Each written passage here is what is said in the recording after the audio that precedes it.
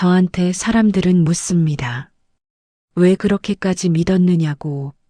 하지만 저는 반문하고 싶습니다. 평생 키운 자식을 어떻게 의심하며 살 수 있습니까? 그날 나는 건물이 아니라 내 인생을 증여했습니다. 나는 평생 새벽을 살았습니다. 남편이 세상을 떠난 그해 가을, 아들은 겨우 8살이었습니다. 장례를 치르고 나니 통장엔 빚만 남았고 남은 건 이 몸뿐이었습니다. 그때 나는 생각했습니다. 울 시간은 없다고. 아이가 배고프다고 하기 전에 밥을 지어야 한다고. 그렇게 시작한 게 새벽 5시 반에 여는 작은 분식집이었습니다. 김밥 한 줄에 1,000원이던 시절이었습니다. 손님이 오기 전 물을 썰고 당근을 채 썰고 시금치를 데쳤습니다. 밤새 불려둔 쌀로 밥을 짓고 김을 펴고 단무지를 올렸습니다. 아들이 일어나기 전에 도시락을 싸서 식탁에 놓고 다시 가게로 뛰어갔습니다. 손님들은 말이 없었습니다. 나도 말이 없었습니다. 주문을 받고 음식을 내고 계산을 받았습니다. 그게 전부였습니다. 가끔 손님이 맛있어요라고 하면 그날은 조금 덜 힘들었습니다. 세월이 흘렀습니다. 분식집은 반찬 가게가 되었고 반찬 가게는 작은 식당이 되었습니다. 아들은 대학을 나왔고 결혼을 했고 아이를 낳았습니다. 나는 그 모든 과정을 뒤에서 지켜봤습니다. 아들이 엄마 덕분이라고 말할 때마다 나는 고개를 저었습니다. 내가 잘한 거지, 뭘. 그렇게 말했습니다. 그러다 가게를 정리하고 상가 건물 하나를 샀습니다. 작은 건물이었습니다. 1층엔 편의점이 들어왔고 2층과 3층엔 사무실이 들어섰습니다. 월세가 나왔습니다. 처음으로 새벽에 일어나지 않아도 되는 날이 왔습니다. 그 건물은 돈이 아니었습니다. 그건 내가 평생 서 있었던 자리였습니다. 어머니, 사업 자금이 좀 필요해요. 어느 봄날 아들이 찾아왔습니다. 며느리도 함께였습니다. 거실 소파에 나란히 앉은 두 사람은 평소보다 조심스러운 표정이었습니다. 나는 차를 내오며 물었습니다. 많이 필요하니? 아들은 잠시 말을 아끼다가 입을 열었습니다. 건물이요. 어머니 명의로 두시면 세금이 많이 나와요. 증여를 하시면 저희도 사업 자금으로 쓸 수 있고 어머니도 세금 부담 덜고요. 며느리가 옆에서 고개를 끄덕였습니다. 어머님, 증여만 해주시면요. 돌아가실 때까지 저희가 모실게요. 걱정 마세요. 나는 차를 따르던 손을 멈췄습니다. 잔 안에서 김이 피어올랐습니다. 그래야 하나? 법적으로도 그게 맞아요. 전문가한테 다 상담받았어요. 아들의 목소리는 차분했습니다.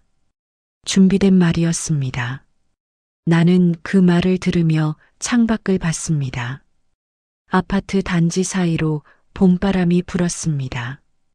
며느리가 조심스럽게 말을 이었습니다. 요즘 부모님 모시고 사는 집이 어딨어요. 어머니는 저희가 책임질게요. 나는 고개를 끄덕였습니다. 말은 하지 않았습니다. 그저 차를 마셨습니다. 뜨거웠습니다. 주변 사람들은 말렸습니다. 정순아, 그거 주면 안 돼. 자식이라고 다 믿으면 안 된다니까. 증여는 무슨. 차라리 유언장을 써. 동네에서 오래 알고 지낸 친구들이었습니다. 그들의 말엔 경험이 담겨 있었습니다. 하지만 나는 듣지 않았습니다. 내 자식만큼은 다르다고 생각했습니다. 내가 평생 키운 아이인데 설마 나를 버리겠습니까? 그렇게 믿었습니다. 그래서 며칠 뒤 나는 법무사 사무실에 갔습니다. 아들이 예약해둔 곳이었습니다. 서류 위에 도장을 찍었습니다. 붉은 인주가 손끝에 묻었습니다. 도장을 찍는 순간 가슴 한쪽이 시큰했습니다. 그게 불안인지 서운함인지 몰랐습니다. 나는 그걸 착각했습니다. 아마도 자식에게 짐을 넘긴 것 같아서 미안한 마음이겠거니 그렇게 생각했습니다. 집으로 돌아오는 길 아들이 말했습니다. 엄마, 고맙습니다. 제가 잘할게요.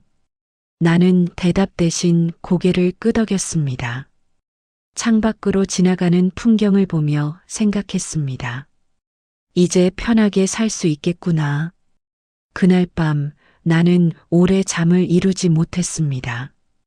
침대에 누워 천장을 봤습니다. 어둠 속에서 시간이 흘렀습니다. 마음 한구석이 무거웠습니다. 왜 그런지 몰랐습니다. 새벽 5시가 되었습니다.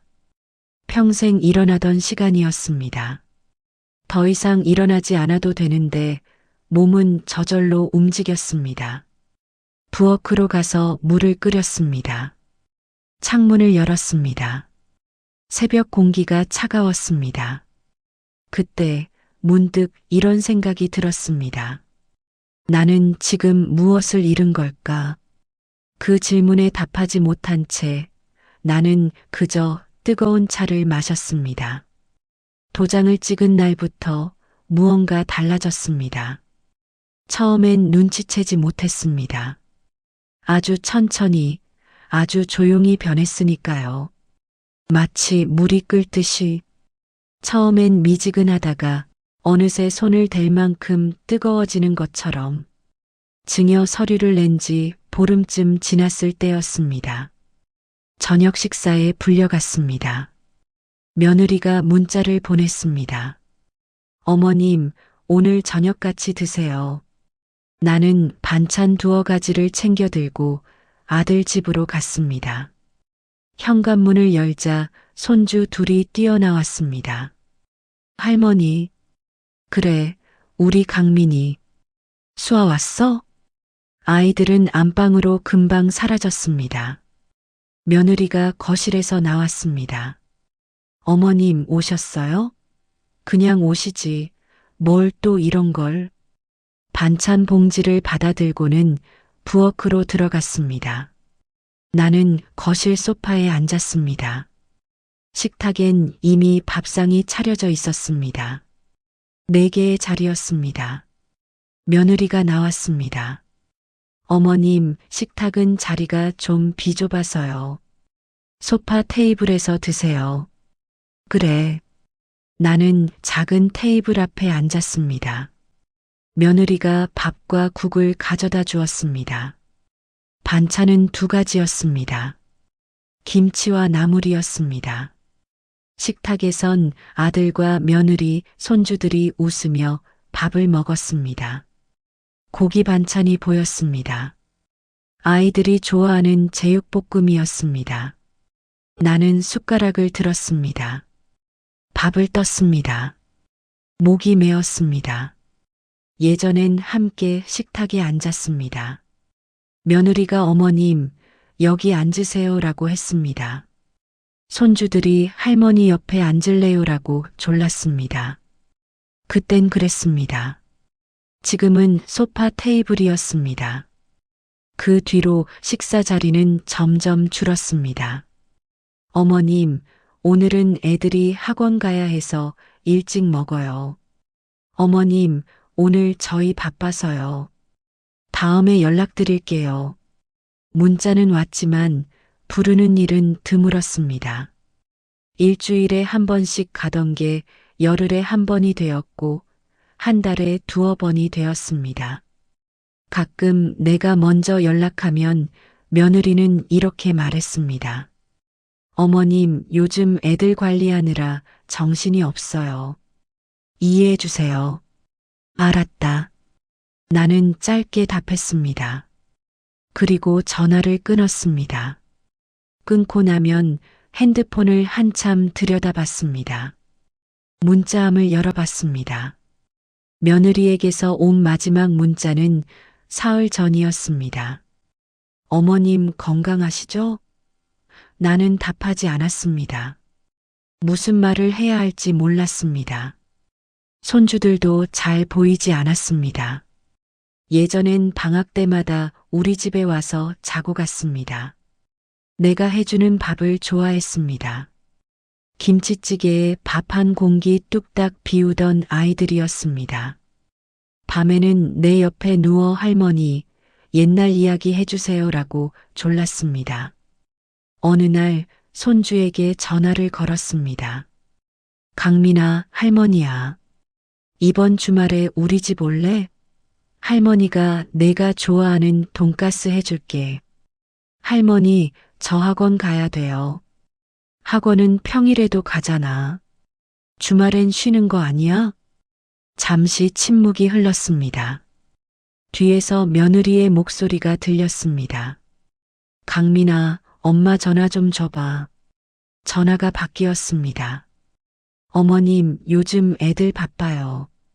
주말에도 학원 다녀요. 성적 관리 안 하면 뒤처지거든요. 그래도 밥은 먹어야지. 한 끼만이라도. 어머님, 집에서 다 챙겨 먹여요. 걱정 마세요. 전화는 끊겼습니다. 나는 핸드폰을 내려놓았습니다. 부엌으로 가서 냉장고를 열었습니다. 손주들 오면 해주려고 사둔 돈가스용 고기가 그대로 있었습니다. 나는 냉장고 문을 닫았습니다. 그리고 빈 거실을 봤습니다. 어느 날은 이런 일도 있었습니다. 명절 차례상을 준비하는데 며느리가 전화를 걸어왔습니다. 어머님, 올해는 저희가 준비할게요. 어머님은 그냥 오시기만 하세요. 내가 도와줄게. 같이 하자. 나물도 무쳐야 하고 전도 부쳐야 하잖아. 아니에요. 어머님 연세도 있으신데 편하게 계세요. 저희가 다 할게요. 나 아직 팔팔한데 무슨 소리야. 내가. 어머님, 저희한테 맡겨주세요. 요즘은 다 배달도 되고 그래요. 그렇게 나는 빠졌습니다. 차례를 지내러 갔을 때 상은 이미 차려져 있었습니다. 내가 평생 올리던 방식과 달랐습니다. 나물 위치도 과일 순서도 달랐습니다. 저는 마트에서 산 것 같았습니다. 모양이 다 똑같았습니다. 나는 아무 말 하지 않았습니다. 그저 절을 했습니다. 절을 하며 돌아가신 남편을 생각했습니다. 당신이 살아계셨다면 이런 모습을 어떻게 보셨을까? 손주들과 함께 절을 하며 나는 눈을 감았습니다. 절을 하고 일어서는데 며느리가 말했습니다. 어머님, 음복은 거실에서 하세요. 식탁은 자리가 없어서요. 나는 고개를 끄덕였습니다. 그리고 소파로 갔습니다. 며느리의 말투도 달라졌습니다. 어머님, 설거지는 제가 할게요. 가서 쉬세요. 예전엔 어머님 같이 해요라고 했습니다. 지금은 가서 쉬세요였습니다. 듣기엔 배려 같았지만 사실은 배제였습니다. 부엌에 들어가려 하면 며느리가 먼저 문을 막았습니다. 어머님, 좁아요. 제가 할게요. 나는 물러섰습니다. 거실로 돌아와 소파에 앉았습니다. 부엌에서 설거지 소리가 들렸습니다. 며느리와 아들이 작은 목소리로 무언가 이야기했습니다. 웃음소리도 났습니다. 나는 그 소리를 들으며 가만히 앉아 있었습니다. 텔레비전을 켰습니다. 드라마가 나왔습니다. 한 여자가 시어머니와 다투는 장면이었습니다. 나는 채널을 돌렸습니다. 뉴스가 나왔습니다. 부동산 뉴스였습니다. 증여세 관련 내용이었습니다. 나는 텔레비전을 껐습니다. 아들은 그 모든 것을 보고도 아무 말이 없었습니다. 어느 날 아들과 단둘이 있을 때 조심스럽게 말했습니다. 성우야, 요즘 엄마 집에 오라는 연락이 별로 없구나. 엄마, 요즘 애들 바빠요. 학원도 많이 다니고. 엄마가 밥이라도 해줄까? 반찬해서 갖다 줄게. 괜찮아요. 지연이가 다 해요. 아들은 핸드폰을 보며 대답했습니다. 내 얼굴은 보지 않았습니다. 성우야. 네. 엄마가 뭐 잘못한 거 있니? 아들이 고개를 들었습니다. 잠시 나를 봤습니다. 그리고 다시 핸드폰을 봤습니다. 무슨 소리예요? 엄마가 왜요? 아니면 지연이가 뭐 불편한 게 있나? 엄마, 괜한 걱정 마세요. 다들 바쁜 거예요. 그게 전부였습니다. 나는 더 이상 묻지 않았습니다. 물어봤자 돌아오는 건 바빠요라는 말뿐이었습니다. 밤마다 나는 스스로를 다독였습니다. 내가 예민한 거겠지. 다들 바쁘니까 그런 거야. 시간 지나면 괜찮아질 거야. 침대에 누워 천장을 봤습니다. 어두운 방 안에서 시계 소리만 들렸습니다. 째깍 째깍. 시간은 흘렀지만 아무것도 변하지 않았습니다. 아니, 변했습니다. 더 나빠졌습니다. 어느 날 밤 잠이 오지 않아 물을 마시러 부엌에 갔습니다. 창문 너머로 아들 집 불빛이 보였습니다. 환하게 켜진 거실, 그림자가 움직였습니다. 웃음소리가 들리는 것 같았습니다. 나는 물을 한 모금 마셨습니다. 컵을 내려놓고 창밖을 봤습니다. 밤하늘에 별이 없었습니다. 구름이 잔뜩 낀 하늘이었습니다. 그리고 창문을 닫았습니다. 그날 밤 처음으로 후회라는 단어가 떠올랐습니다. 증여 서류에 도장을 찍던 그날이 생각났습니다. 붉은 인주가 손끝에 묻었던 순간 가슴 한쪽이 시큰했던 그 감정. 그게 불안이었다는 걸 그제야 알았습니다.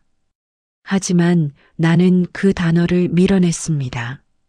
아직은 견딜 수 있다고 생각했습니다. 아직은. 그렇게 스스로를 속이며 잠자리에 들었습니다. 그날 나는 알았습니다. 내가 이 집에서 어머니가 아니라 처리해야 할 문제가 되었다는 것을. 그리고 그 사실을 받아들이는 데는 단 한마디면 충분했습니다. 증여를 한 지 석 달쯤 지났을 때였습니다. 어느 오후 거실을 지나가다가 아들 부부의 목소리가 들렸습니다. 안방 문이 살짝 열려 있었습니다. 나는 걸음을 멈췄습니다. 여보, 어머니 요양원 알아봐야 할 것 같아. 며느리의 목소리였습니다. 지금 아직 건강하신데 지금이라도 해야지. 노망나면 더 힘들어. 미리 자리 잡아놔야 돼. 나는 그 자리에 멈춰 섰습니다. 숨이 멎는 것 같았습니다. 그래도 좀 어머니가 뭐라고 하실 텐데. 뭐라긴. 시설 좋은 데 보내드린다고 하면 되지. 요즘 요양원 호텔 같은 데도 많아. 알았어. 내가 알아볼게. 발소리가 들렸습니다. 나는 얼른 부엌으로 들어갔습니다. 손이 떨렸습니다. 싱크대를 붙잡았습니다. 요양원. 그 단어가 머릿속에서 맴돌았습니다. 나는 아직 건강했습니다. 매일 아침 산책을 다녔습니다. 밥도 혼자 해 먹었습니다. 설거지도 빨래도 청소도 다 했습니다. 머리도 멀쩡했습니다. 손주 생일도 약 먹을 시간도 다 기억했습니다. 그런데 요양원이라니. 며칠 동안 나는 아무 말도 하지 않았습니다. 아들에게 물어볼까 생각했습니다. 성호야, 엄마 요양원 보낼 거니? 하고. 하지만 입이 떨어지지 않았습니다. 물어봤자 부정할 게 뻔했습니다. 무슨 소리예요, 엄마? 누가 그래요? 그렇게 거짓말을 듣느니 차라리 모르는 척하는 게 나았습니다. 그래서 나는 견뎠습니다. 혼자 삼켰습니다. 밤마다 잠이 오지 않았습니다. 천장을 보며 생각했습니다. 내가 뭘 잘못했나? 건물을 준 게 잘못이었나? 아니면 너무 믿은 게 잘못이었나? 답은 나오지 않았습니다. 일주일쯤 지났을 때였습니다. 아들에게서 전화가 왔습니다. 엄마, 오늘 시간 되세요? 잠깐 드라이브 가요. 드라이브? 어디? 그냥 바람이나 좀 쐬러요. 답답하잖아요, 요즘. 나는 알았다고 했습니다. 뭔가 이상했지만 거절할 이유도 없었습니다. 아들이 차를 몰고 왔습니다. 나는 조수석에 탔습니다. 차는 조용히 출발했습니다. 어디 가니? 경치 좋은데요. 엄마 좋아하실 거예요. 아들은 웃으며 말했습니다. 하지만 그 웃음이 어색했습니다.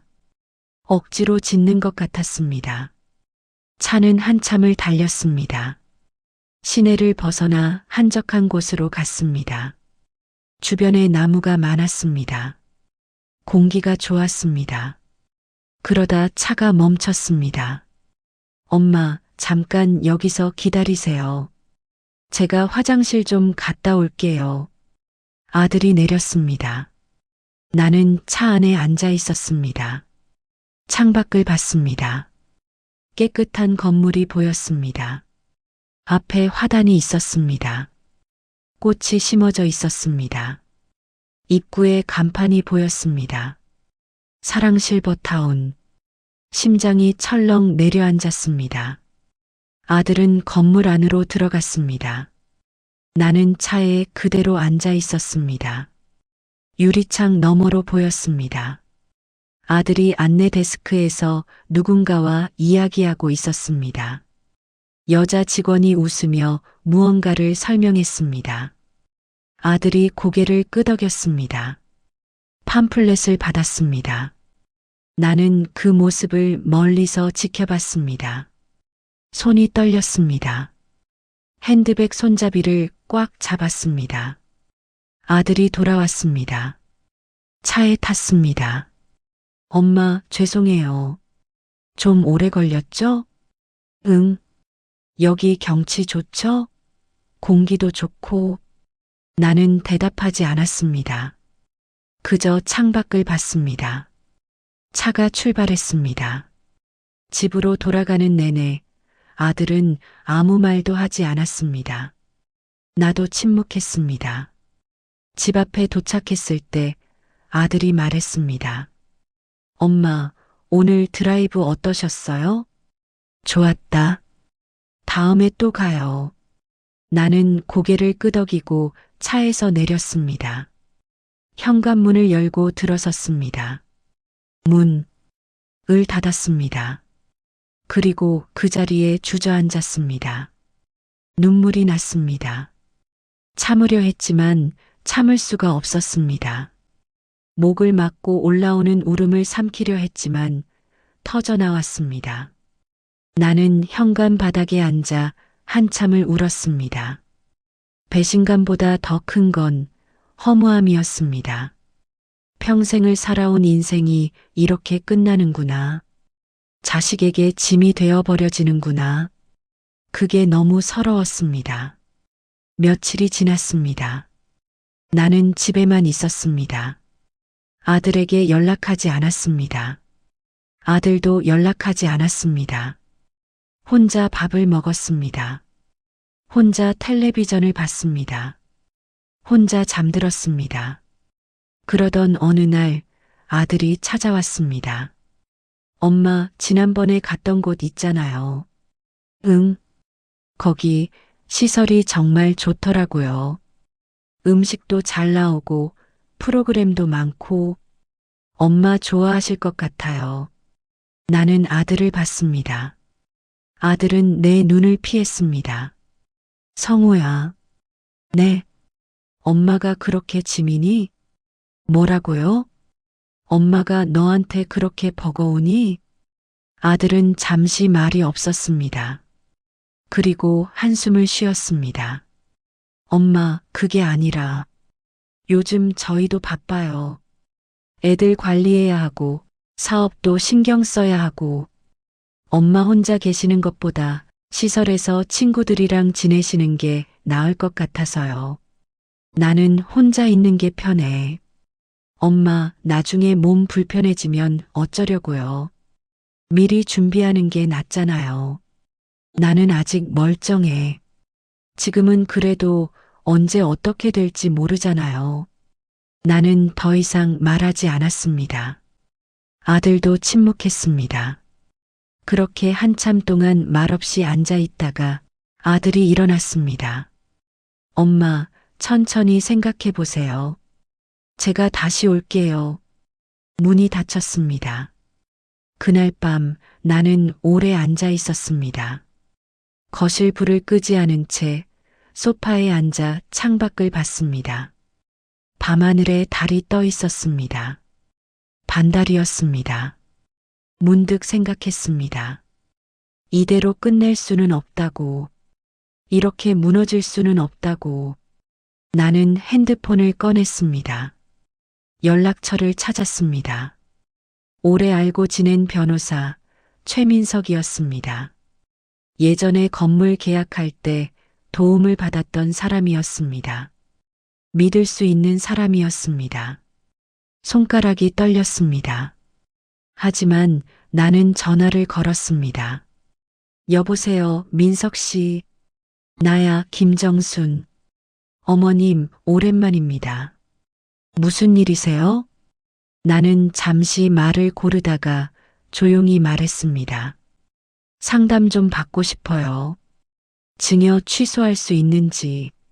전화 너머로 침묵이 흘렀습니다. 그리고 차분한 목소리가 들렸습니다.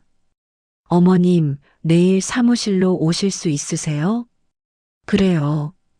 자세한 이야기 들어보고 방법 찾아봅시다. 전화를 끊었습니다. 나는 핸드폰을 내려놓고 다시 창밖을 봤습니다. 달은 여전히 떠 있었습니다. 그날 밤 처음으로 마음이 조금 가라앉았습니다. 포기하지 않기로 했습니다. 나를 지키기로 했습니다. 평생 참고 살았습니다. 자식을 위해, 가족을 위해, 체면을 위해. 하지만 그날 나는 처음으로 나를 위해 움직이기로 했습니다. 변호사 사무실은 조용했습니다. 최민석 변호사가 차를 내왔습니다. 따뜻한 김이 올라왔습니다. 어머님, 천천히 말씀하세요. 나는 한참 동안 말을 꺼내지 못했습니다. 부끄러웠습니다. 자식에게 당한 일을 남에게 말한다는 게, 하지만 참았습니다. 이미 결심한 일이었습니다. 민석 씨, 나 건물 증여했어요. 아들한테. 네, 알고 있습니다. 그런데 약속을 안 지켜요. 돌봐준다고 했는데 요양원에 보내려고 해요. 변호사는 고개를 끄덕였습니다. 놀라지 않았습니다. 이미 이런 일을 많이 봤다는 표정이었습니다. 부양 조건부 증여였습니까? 아들이 그렇게 말했어요. 돌아가실 때까지 모시겠다고. 증서에 명시되어 있습니까? 나는 고개를 저었습니다. 말로만 했어요. 서류엔 잘 모르겠어요. 변호사는 잠시 생각하더니 말했습니다. 어머님, 증여는 되돌릴 수 있습니다. 하지만 증거가 필요합니다. 증거요? 약속이 지켜지지 않았다는 것, 부당한 대우를 받았다는 것을 보여줄 수 있는 기록이요. 나는 한숨을 쉬었습니다. 그런 게 어디 있어요. 다 마음속에만 있는데 지금부터라도 기록하세요. 무시당한 말, 배제당한 순간, 요양원 이야기 들은 것 다요. 변호사는 메모지를 건넸습니다. 하나하나 적으세요. 날짜와 함께. 그게 어머님을 지키는 무기가 됩니다. 나는 메모지를 받아들었습니다. 손이 떨렸습니다. 정말 되돌릴 수 있을까요? 어머님, 법은 공정합니다. 잘못은 어머님이 아니라 약속을 어긴 쪽에 있어요. 그 말이 가슴에 와 닿았습니다.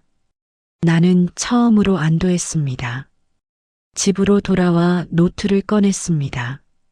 오래된 가계부였습니다. 뒤쪽 빈 페이지를 펼쳤습니다. 펜을 들었습니다. 무엇부터 써야 할지 몰랐습니다. 너무 많았습니다. 한참을 망설이다가 처음 생각나는 것부터 적었습니다.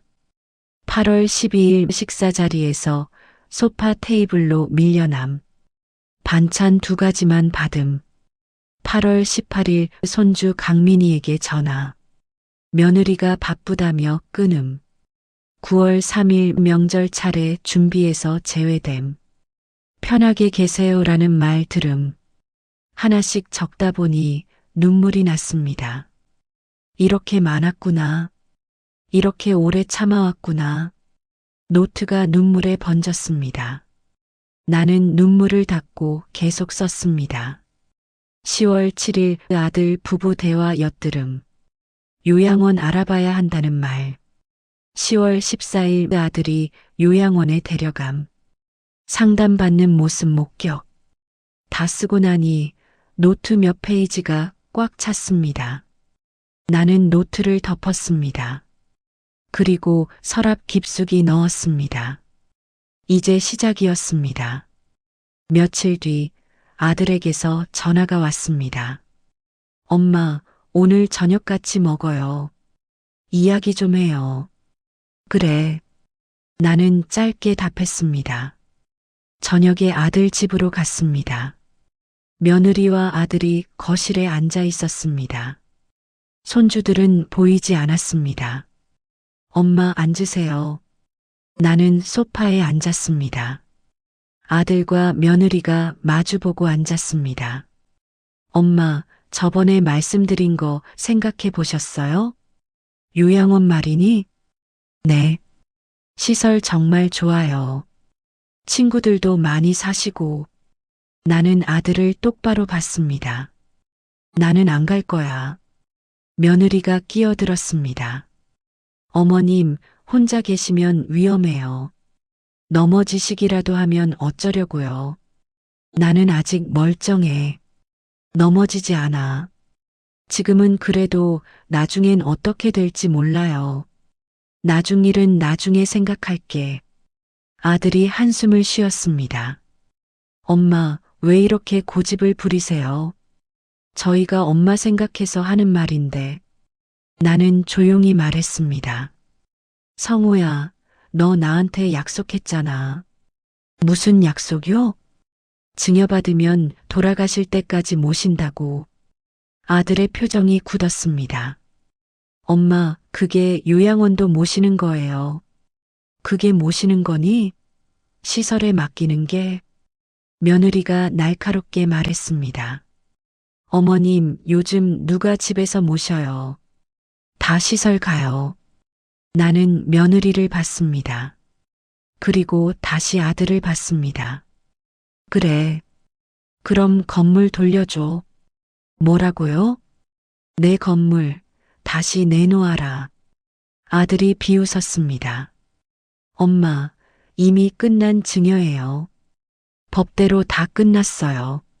나는 가방에서 명함을 꺼냈습니다. 변호사 명함이었습니다.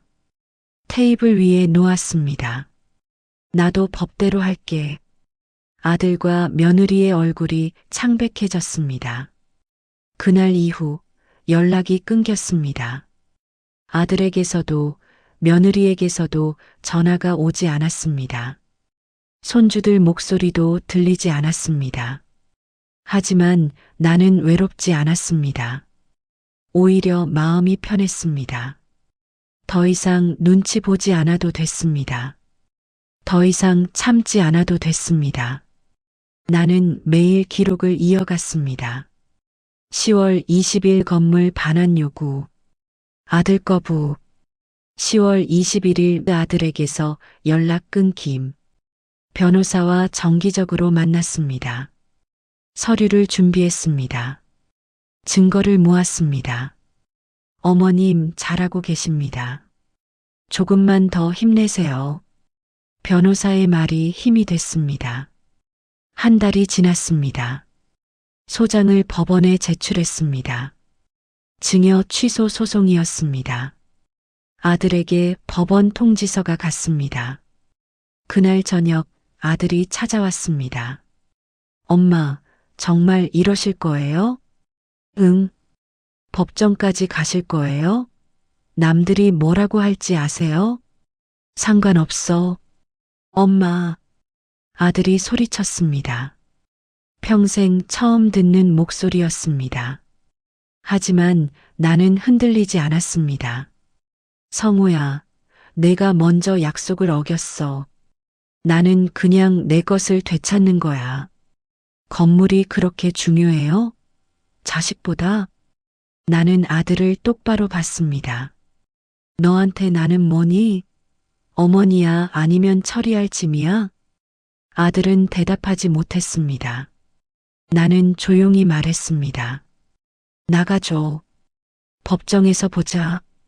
아들은 한참 서 있다가 돌아섰습니다. 문이 쾅 닫혔습니다. 그날 밤 나는 창밖을 봤습니다.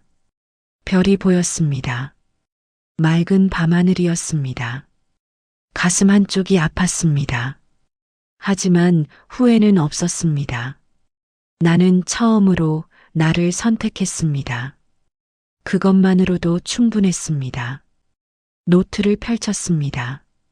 마지막 페이지에 한 줄을 적었습니다. 오늘 나는 나를 지키기로 했다. 법정은 조용했습니다. 판사가 서류를 넘기는 소리, 변호사가 펜을 쥐는 소리만 들렸습니다.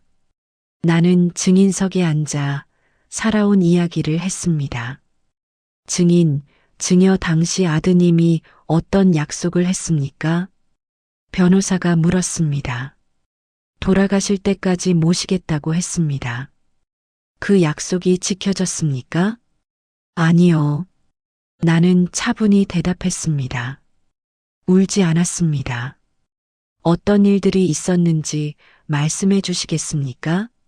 나는 준비해온 노트를 펼쳤습니다. 그리고 하나하나 읽었습니다. 식사 자리에서 밀려난 일, 손주를 만나지 못한 일, 명절 준비에서 제외된 일, 요양원 이야기를 들은 일, 그 모든 순간들을 담담히 말했습니다. 법정 안이 고요했습니다. 건너편에 앉은 아들은 고개를 숙이고 있었습니다. 며느리는 손수건을 쥐고 있었습니다. 판사가 물었습니다. 증인께서는 무엇을 원하십니까? 나는 잠시 망설였습니다. 그리고 말했습니다. 제 건물을 돌려받고 싶습니다. 그리고 제 삶을 되찾고 싶습니다. 판결은 한 달 뒤에 나왔습니다. 승소였습니다. 건물은 다시 내 이름으로 돌아왔습니다. 변호사가 축하한다고 했습니다. 나는 고맙다고 했습니다. 하지만 기쁘지만은 않았습니다. 이긴 것은 소송이었지만 잃은 것은 가족이었습니다. 며칠 뒤 아들 부부가 짐을 싸서 나갔습니다. 이사하는 날 나는 창문 너머로 지켜봤습니다. 이삿짐 트럭이 왔습니다. 짐을 실었습니다. 손주들이 차에 탔습니다.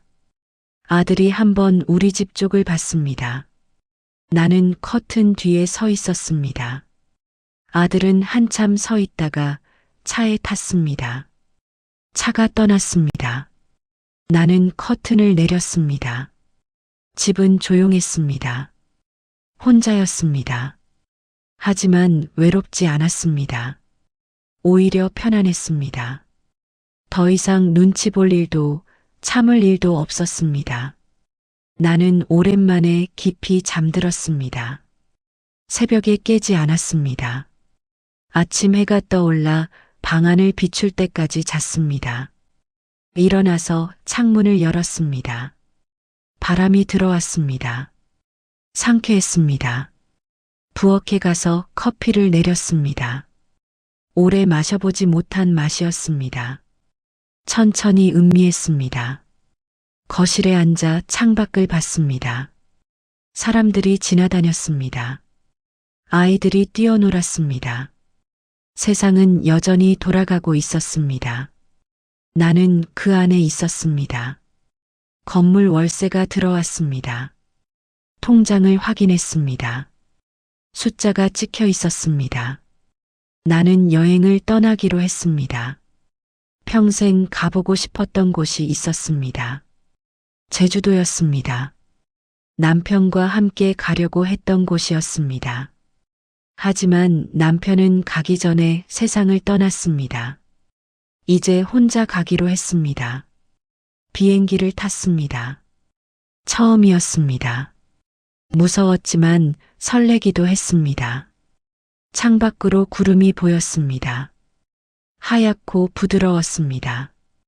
제주도에 도착했습니다. 바다가 보였습니다. 푸르고 넓었습니다. 나는 해변을 걸었습니다. 파도 소리를 들었습니다. 바람을 맞았습니다. 사진은 찍지 않았습니다. 그냥 봤습니다. 오래 바라봤습니다. 그것만으로도 충분했습니다. 여행에서 돌아온 뒤 동네 친구들을 만났습니다. 정순아, 어떻게 된 거야? 소송했다며? 응, 이겼어. 잘했다. 정말 잘했어. 친구들이 내 손을 잡았습니다. 따뜻했습니다. 혼자 괜찮겠어? 응, 괜찮아. 나는 웃으며 대답했습니다. 정말로 괜찮았습니다. 어느 날 우편함에 편지가 한 통 들어 있었습니다. 손주 강민이가 쓴 편지였습니다. 할머니, 보고 싶어요. 할머니, 김치찌개 먹고 싶어요. 어린 글씨였습니다. 삐뚤빼뚤했습니다. 나는 한참 편지를 들여다봤습니다. 눈물이 났습니다. 하지만 슬픈 눈물은 아니었습니다. 나는 편지를 서랍에 넣었습니다. 언젠가 강민이가 크면 할머니를 찾아올지도 모른다고 생각했습니다. 그때 가서 이야기해주면 되겠다고. 할머니가 어떻게 살았는지, 왜 그런 선택을 했는지. 밤이 되었습니다. 나는 거실 불을 끄고 창가에 앉았습니다. 달이 떠 있었습니다. 환한 보름달이었습니다. 오래 달을 봤습니다. 그리고 생각했습니다. 자식을 믿은 것은 잘못이 아니었다고. 다만 나 자신을 지킬 준비가 필요했을 뿐이라고. 그리고 인생은 늦었다고 생각한 그날부터 다시 시작될 수 있다고. 나는 이제 더 이상 미안해하지 않습니다. 누구에게도, 나 자신에게도. 그날 이후로 나는 처음으로 나로 살기 시작했습니다. 그것만으로도 이 인생은 충분히 가치 있었습니다. 몇 년이 흘렀습니다. 어느 봄날 문 앞에서 벨이 울렸습니다. 나는 문을 열었습니다. 강민이가 서 있었습니다. 훌쩍 큰 모습이었습니다. 할머니, 강민아, 우리는 한참 서로를 봤습니다. 할머니, 죄송해요. 그때 나는 손을 들어 막았습니다. 들어와. 할머니가 김치찌개 끓여줄게. 강민이가 집에 들어왔습니다. 부엌에서 김치찌개를 끓이는 동안 강민이는 거실에 앉아 있었습니다. 냄새가 났습니다. 구수하고 얼큰한 냄새. 밥상을 차렸습니다. 강민이 앞에 놓았습니다. 먹어. 강민이는 한 숟가락 떠서 입에 넣었습니다. 그리고 울었습니다. 할머니 음식이 제일 맛있어요. 나는 강민이의 머리를 쓰다듬었습니다. 많이 먹어. 그날 우리는 오래 이야기했습니다. 그리고 나는 알았습니다. 끝이 아니라 새로운 시작이었다는 것을